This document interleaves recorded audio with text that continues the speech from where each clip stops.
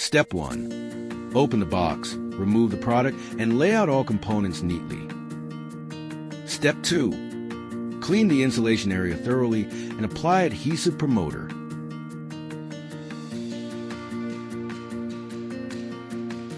Partially peel off the protective film from the back of the front corner guard protector.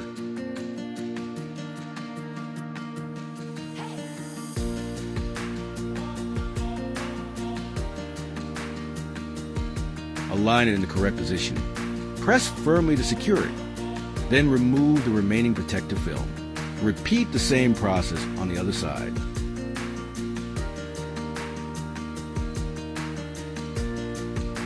Step 3. Clean the insulation area thoroughly and apply adhesive promoter.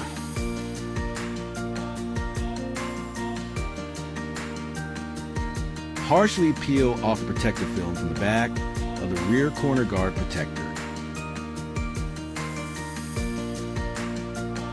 Align it in the correct position. Press firmly to secure it. Then remove the remaining protective film. Repeat the same process on the other side.